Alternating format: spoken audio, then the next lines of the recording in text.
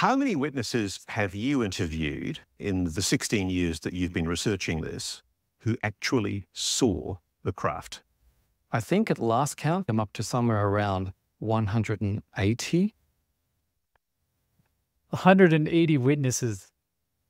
That's just unbelievable.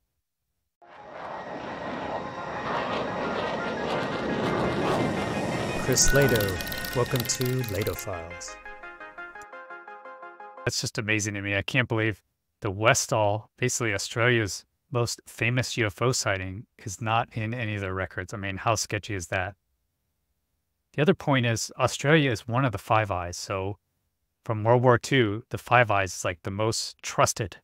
It's the group of white English-speaking nations. So it's US, UK, Canada, New Zealand, and Australia. And supposedly that is where a lot of this information is kept secret, along with nuclear secrets as well. So it could be along with the Five Eyes. And there was recent emails surfaced that there was a Five Eyes UAP meeting led by apparently Dr. Kirkpatrick. So Australia's in the Five Eyes, and amazing that this report, Westall, is not in any of their investigation records, or at least Frost Coulthart couldn't find it. It's perhaps Australia's greatest UFO mystery of all. This is Australia's, possibly one of the world's biggest UFO mysteries, isn't it? It is. I think it's time to put Australia on the UFO map because of this incident, certainly in terms of Australia, maybe even internationally, was the largest daylight mass sighting of at least one, possibly up to three flying saucers, UFOs, that has ever happened. I agree. I mean, you're talking about daylight sighting, over 200 people, and many of them, most of them actually, were students. Also have ground evidence. So they'll talk about it, but basically where the object lands, there's impressions in the ground from maybe landing legs, and then around the outer circle could be where the grass was affected. So could that be from the propulsion system? Just released a video on electromagnetic UFO propulsion, and we've heard about biological effects. So could have affected the grass in a circular way. They said after there were Geiger counters there. Interesting detail. I think it was. I'd love to know what it was. After 16 years of researching this story and talking to hundreds of witnesses, literally hundreds of witnesses, people who saw the object, some as close as a few meters away, I still don't know, but I feel as though I can say what it wasn't. I feel as though I can say it wasn't an aircraft, it wasn't a balloon, it wasn't a kite, it wasn't a drone, but it was something that, in a way, shouldn't have been there that day. I just find it so interesting that the sightings all seem to be so similar, right? There's no noise. It can hover, it can move around at amazing speeds, right? If you go supersonic, it should be a sonic boom. That's why bullets are so loud, because bullets usually go faster than the speed of sound. So it's not just the explosion that you're hearing, it's also the bullet breaking the sound barrier. It's also why they're just so loud. And so this thing, a large object like that, accelerating at these speeds that they talk about, should be making a sonic boom. It should be just super loud crack. And sonic booms depend how large the object is and the geometry. But the larger the object, the larger the sonic boom, the shock wave's probably going to be, right? So as large as this thing is, it should be extremely loud. It should have been booming. And he says from meters away, they see it. And you wonder if the people had any biological effects. I didn't hear about any biological effects, but it sounds like the grass could have been affected by this propulsion system. But interesting, they're all geometrically shaped, saucer-shaped, no sound, can move in amazing ways, and no sonic. That there was some intelligence behind it. They say that because it flew effortlessly, it flew virtually silently, it could go wherever it wanted. And for the witnesses who saw 5 very regular-looking aircraft like Cessnas flying close to the object as if it was the planes were trying to chase the object and catch up to it, the craft very easily, completely outflew those aeroplanes. Interesting detail there that there's 5 Cessna that flew towards the craft. you know, how did you get 5 to fly towards it? Because there was an airport nearby. So did they just happen to be in the pattern and they saw it and flew over, or were they told to go over there, or was it just witnesses misidentifying the geometry? How many witnesses have you interviewed in the 16 years that you've been researching this who actually saw the craft? I think at last count, because I've had a few witnesses come forward just in the last few weeks, and I get new witnesses coming forward probably one every couple of months. But at the moment, I think I'm up to somewhere around 180.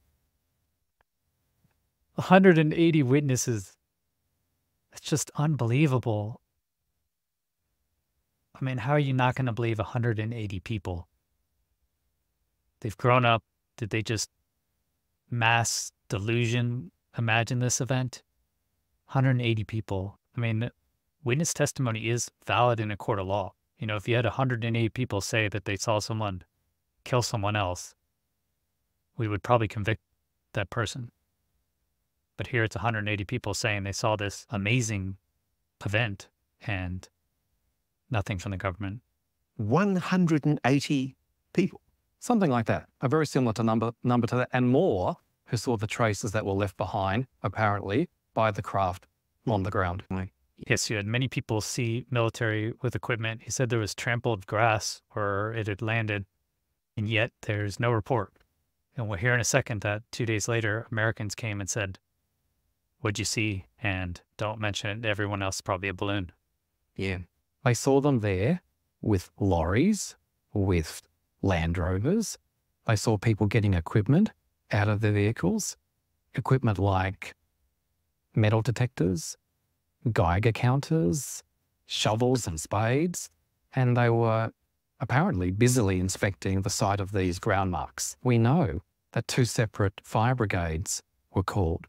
We know the Civil Defence Organisation was called. We know the police attended both to the school and to the site at the Grange. And the military. And the military. For 55 years, Tanya Vassi, who was 12 at the time, has been afraid to speak publicly about what she saw that day. Afraid because she was warned off. Soon you'll hear from her, but first, let's... I love here we get to see the setup. You know, they're in like a basement, and there's a teleprompter there you can see. Need to get some of those lights. look at the extreme steps taken by sinister figures to shut the news down and shut eyewitnesses up. What do you say to the fact that officially there is no government report into this matter? Well, because they buried it, you know, they hid it. 2 weeks later, a knock on the door, and when I answered it, Joining Ross and I now is former Westall student Tanya Vassi. You've never spoken before about this. This is the first time. You were one of the first to see that UFO hovering that day. What did you see? I saw a shiny 2-story disc. It certainly wasn't anything that we'd ever seen. So you had an incident that took place 2 days later where the headmaster came into the classroom and That's took correct. you away. What happened? Well, he took me to a room which I presume was a parent-teacher interview little office, and there were 2 gentlemen waiting there, and I was with them probably for about 15 minutes, being questioned. Did they say who they were? No, What No, they- nationality were they? definitely American. Americans. Yeah, they didn't want me to speak of the incident to absolutely anybody, and because it was in the interest of national security. So Isn't it always, right? Interest of national security. So this is only 2 days later. You have Americans there who question her and then say, "Don't tell anyone about this," to a 12-year-old girl. Can you imagine? And then tell her, "This is for national security." we want you to keep this under your belt and not discuss it with anybody. Did they try and explain to you what it was? Did they Yes, even... they did. Yeah. One of them actually told me that it was a very special weather balloon. Do you believe that? No, not even. No, not at the age of 12. I I knew better. I know what I saw, and it was definitely not a balloon. Ask you this, do you think it was something not of this world? As an adult now, yes, I do. Yes, I do. Definitely. I no longer care what people think. I saw what I saw. I know what I saw. I was not the only one. Yeah. Ross, how significant is it that Tanya is coming forward with her It's story? very significant. The thing that really comes home to me, Tanya, is the fact that you corroborate that American officials were there trying to shut this story down. Absolutely. And it suggests there really was a cover-up and it was international. What is it that the Australian and American government had to hide in 1966 that 55 years later, we still don't know what it was? That's a good question. Thanks so much to Ross Coulthart for all his amazing work. If you want to check out the full video documentary, it is quite a bit longer, over 180 witnesses, broad daylight. Basically, all the 5 observables, it did affect the grass, right? So that's a type of biological effect. So amazing case that is not in any of the records and looks like it was obviously covered up in the interest of national security. Thank you for watching. Please hit the like button. It really helps and it's free. Consider subscribing to get future notifications of when I release videos. And you might like this video recommended by YouTube just for you. If you want to support the channel, join these great people over here, get exclusive bonus content, then click this button here, patreon.com/Chris Lehto, or become a YouTube member. If you want to continue the discussion, go to UAP Society Discord. Links are all in the description. Have a great rest of your day. Peace.